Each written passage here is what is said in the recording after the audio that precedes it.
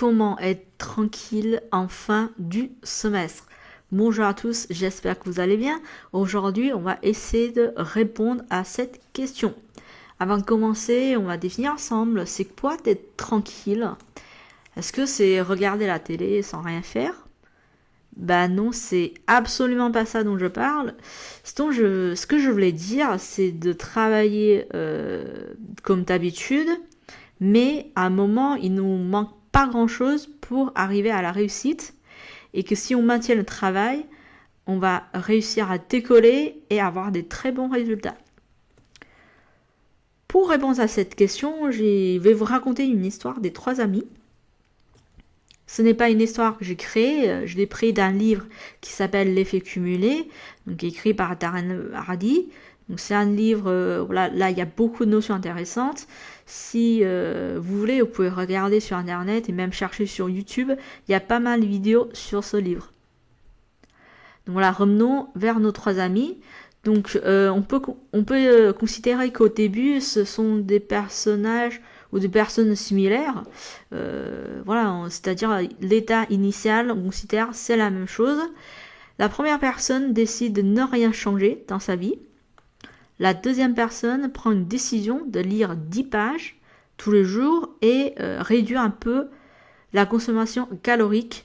Donc 125 calories, ça représente par exemple un café au petit déjeuner.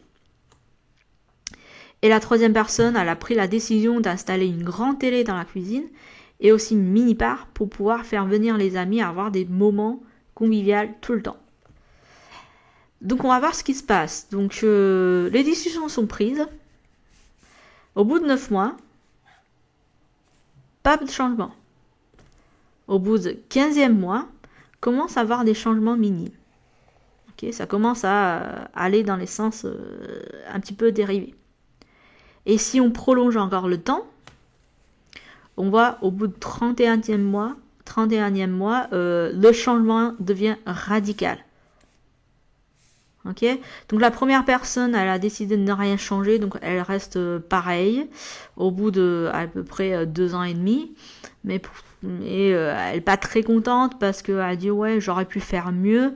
Là ça fait 2 ans et demi, je n'ai rien changé. Première personne.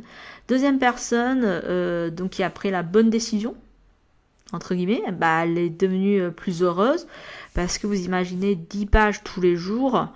Même si pour un jour c'est pas grand chose, ou un café, elle réduit un café tous les jours, ce n'est pas grand chose, mais au bout de 2 ans et demi, donc elle a donc cumulé beaucoup plus de connaissances et au niveau de la santé, ça va mieux parce qu'elle peut perdre du poids, ok, donc là, il y a la connaissance, elle peut avoir une promotion, quelque chose comme ça. Au contraire, la troisième personne, à force des soirées trop souvent, tout ça, elle peut prendre du poids et elle a pas fait de progrès dans sa carrière, etc. Et du coup, elle est devenue déprimée. Alors, ça pour vous dire, en fait, vous voyez, les décisions prises sont vraiment pas grand-chose. Mais si on cumule tout ça, au bout d'un moment, on arrive au résultat tellement différent. Voilà, le livre s'appelle L'effet cumulé. Donc ça, c'est un exemple dans le livre. Ça, c'est la première histoire que j'ai envie de partager avec vous. Ensuite, une autre histoire, Elon Musk. Je sais pas si vous le connaissez, mais j'imagine que oui. Donc c'est une personne qui existe. C'est une personne avec beaucoup de talent et beaucoup de réussite. Donc Tesla, vous connaissez, des voitures automatiques, SpaceX, pour aller au Mars. Et aussi, c'est une personne qui existe, qui est vivante, et c'est la seule personne dans ce cas de figure, Iron Man, c'est basé sur Elon Musk. Okay, c'est le seul super-héros qui se passe sur une personne qui existe encore aujourd'hui. Et réellement. Donc tout ça pour dire, voilà, c'est une personne, on va dire, extraordinaire. Mais est-ce que lui, il a mis très peu de temps pour réussir ou il a mis très longtemps pour réussir? Donc la réponse, c'est qu'il n'a pas réussi du jour au lendemain. Il a quand même un parcours plus ou moins compliqué. Si ça vous intéresse, vous pouvez regarder sur internet, il y a beaucoup de choses qui en parlent. Il a un parcours très très inspirant et voilà, il a fait beaucoup de choses dans sa vie. Il a fait beaucoup d'efforts dans sa vie. Bon, aujourd'hui, on va pas parler de tout ça, hein, on va juste prendre un exemple. J'ai pris les actions de Tesla. Bon, je sais pas si ça vous intéresse, mais ça donne un schéma hein, qui est lisible, visible, enfin clair. Tesla, c'est la voiture électrique, autonomique. Non, voiture autonome, voilà, autonome. Aujourd'hui, tout le monde en parle, ouais, c'est la valeur technologique, c'est demain, c'est tout ça. Ok. Aujourd'hui, en bourse, ça vaut 430 euros, 31 euros même. Ça, c'est une capture écran il y a quelques jours. Ça vaut ça aujourd'hui. Mais est-ce que c'est ça au début? Voilà. Ici, vous voyez le schéma. Ils ont commencé en 2010. Ça valait même pas 4 euros. Aujourd'hui, c'est plus que 400 euros. Vous imaginez une augmentation de 100 fois. Comment ça s'est progressé? Donc ici, vous voyez, au début, c'est un petit peu... Voilà, il est à 4 euros. Ensuite, ça se progresse. Ici, vous avez 2013. Et là, ici, c'est marrant, c'est à peu près 2 ans et demi. Ça commence à décoller un petit peu. Bon, c'est la même chose tout à l'heure, 31 mois, c'est 2 ans et demi aussi. Donc ça commence à décoller un petit peu, mais voilà, c'est stable. Et au bout d'un moment, en 2020, ça explose à la hauteur. Ok, ça décolle. Encore une fois, Tesla, c'est une entreprise, aujourd'hui tout le monde en parle.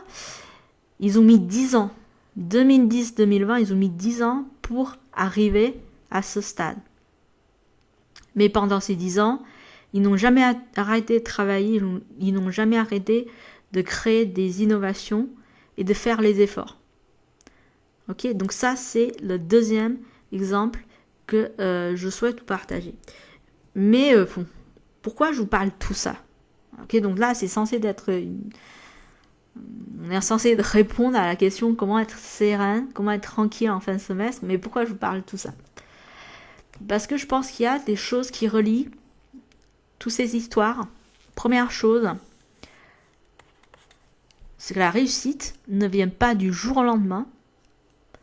Il faut prendre des bonnes décisions et des bonnes habitudes.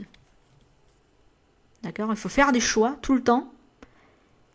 Et au-delà de ça, il faut que ça devienne des bonnes habitudes. Deuxième chose, qui est liée avec la première conclusion, c'est que notre situation d'aujourd'hui est partiellement la conséquence de chaque décision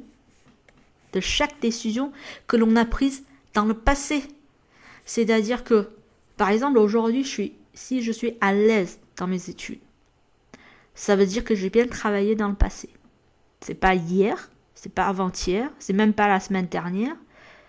C'est plutôt pendant toutes mes études, au moins 2 ans, 3 ans d'études, où j'ai travaillé correctement, ou même mieux que correctement. C'est pour ça qu'aujourd'hui, je suis à l'aise. Au contraire, si je ne suis pas à l'aise aujourd'hui, c'est-à-dire que je n'ai pas fait assez de travail, ou bien je n'ai pas pu travailler de façon cohérente dans le passé par rapport à demande de l'école aujourd'hui. Ok? Donc, ce sont des conséquences du passé.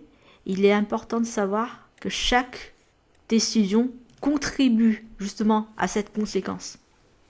Et c'est pour ça qu'il est important de faire des bonnes décisions, de prendre des bonnes décisions et maintenir des bonnes habitudes. Mais bon,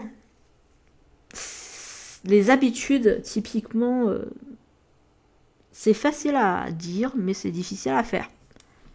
Pourquoi? Parce qu'il est facile de faire un bon choix. Ça, c'est pas compliqué.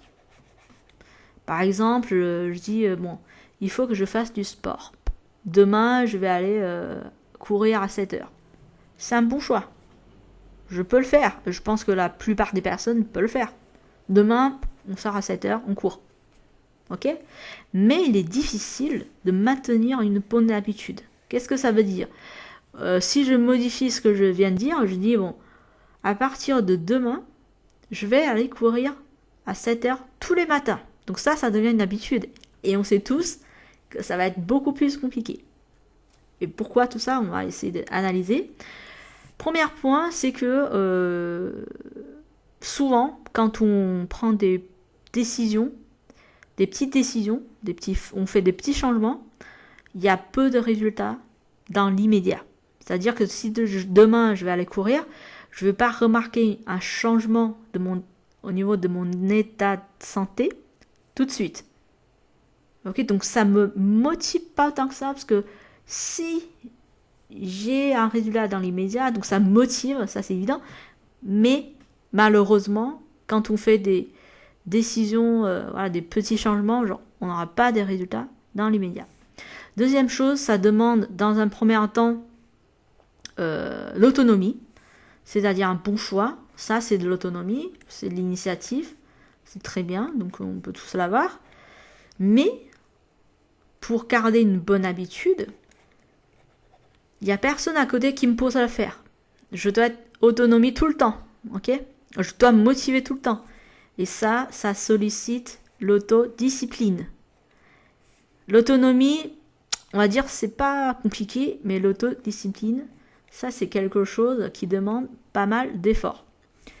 Et troisième point, on a besoin au